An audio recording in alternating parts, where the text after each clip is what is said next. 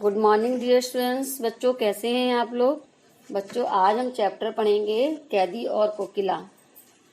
और इसके कवि जो हैं माखनलाल चतुर्वेदी जी हैं, जो सबसे पहले गिरफ्तारी देने वाले हैं व्यक्ति थे।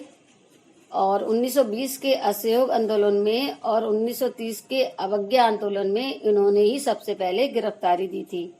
तो आज जो है हमें स्वतंत्रता मिली है, जिसका हम लाभ उठा रहे हैं, खुली आज़ादी में जो हम सांस ले रहे हैं, तो वह आज़ादी हमें इतनी आसानी से नहीं मिली है। ना जाने कितने लोगों का बलिदान इसमें शामिल है।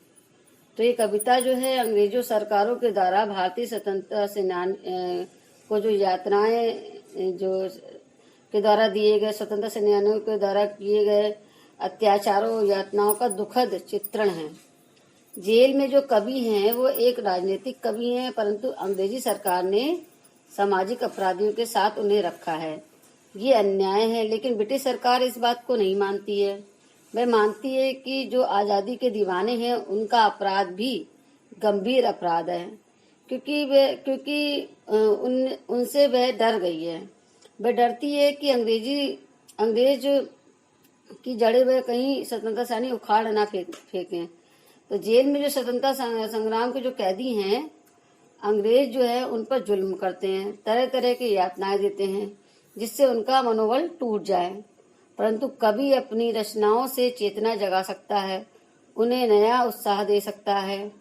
कोयल से कवि जो है संवाद कर रहा है और अपने मनोभावों को अभिव्यक्त कर रहा है। आधी रात की को कवि अपनी मनोदशा के अनुसार उसी के अनुमान लगाता है। वह उसे पुकार कर कई अनुमान भी लगाता है कि कभी उसे कोयल की आवाज में दर्द सुनाई देता है, तो कभी उसे विद्रोह के स्वर सुनाई देते हैं, तो कभी कोयल से उसे ईर्ष्या होने लगती है। उसकी स्वतंत्रता, उसकी आजादी से तो कभी उसको पुकार को, उसकी स्वतंत्रता और उसकी आजादी को कभी उसकी पुकार को अपनी प्रेरणा मानकर ऐसी कृति लिखना चाहता है कि लोगों में जोश भर दे, गांधी जी का सपना पूरा कर सके। तो आधी रात को जब कोयल की आवाज सुनकर कभी उससे पूछ रहा है, क्या गाती हो, क्यों रह जाती हो, कोकिल बोलो तो क्या लाती हो, संदेशा किसका है, कोकिल बोलो तो यहाँ पर कवि कह रहा है कि कोयल, इस आधी रात में तुम क्या गा रही हो। क्या ये आजादी का तराना है या गुलामी का शोक गीत। क्यों रह जाती हो, क्यों चुप हो जाती हो। क्या तुम्हें अपने प्राणों का भय है या जीवन शक्ति समेट रही हो। बीच बीच में कूकती हो, फिर अपनी जीवन शक्ति को समेट कर फिर कूकती हो। क्या ये कारण है जो तुम बीच बीच में चुप हो जाती हो, या तुम्हें अपने प्राणों का किसी से भय है। कोकिल बताओ क्या लाती हो, क्या संदेश लेकर आई हो, क्या किसी देशवासी ने तुम्हें भेजा है। तो बच्चों आगे देखिए अगला जो है पैराग्राफ।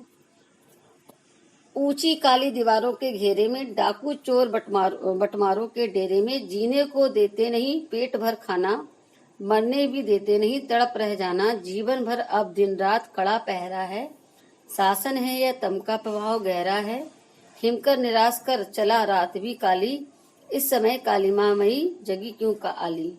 इस जो है पद में, अगले पद में, इस पद में जो है कवि बता रहे हैं कि किस प्रकार का जेल का माहौल है और मन की व्यथा को यहाँ पर व्यक्त कर रहे हैं।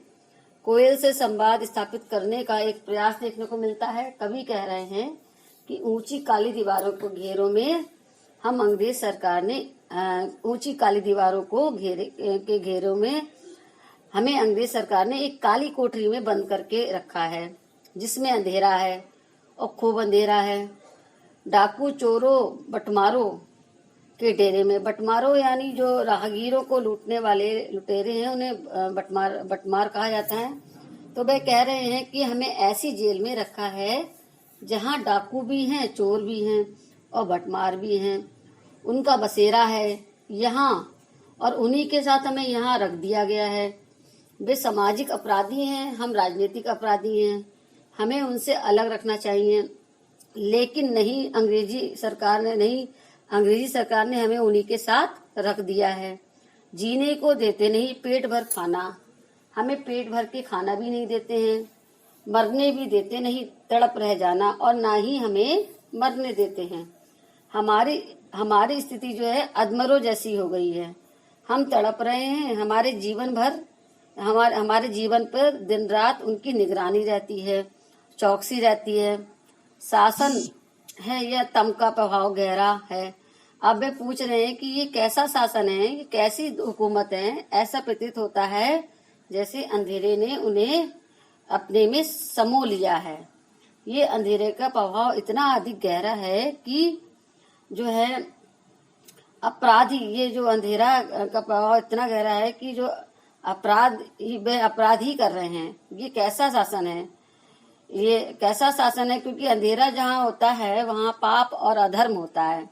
और अंग्रेजों का जो शासन काल है उसमें भारतीयों को लूटना, उनको प्रताड़ित करना, उनका शोषण करना, और जो कोई विरोध करे तो उसको जेल में दे देना, जेल में डाल देना, या फिर उनके साथ पशुओं जैसा बर्ताव करना।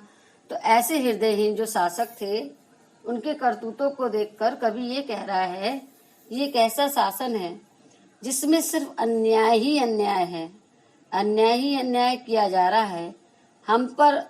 और फिर आगे कहते हम पर यानी, और फिर आगे कहते हैं कि हिमकर निराश कर चला रात भी काली।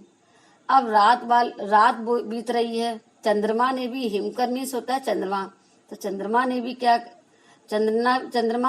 क्या है, निराश करके चला गया। वो भी चांद से हमें थोड़ी रोशनी मिलती, परंतु अब वह भी अब चला गया।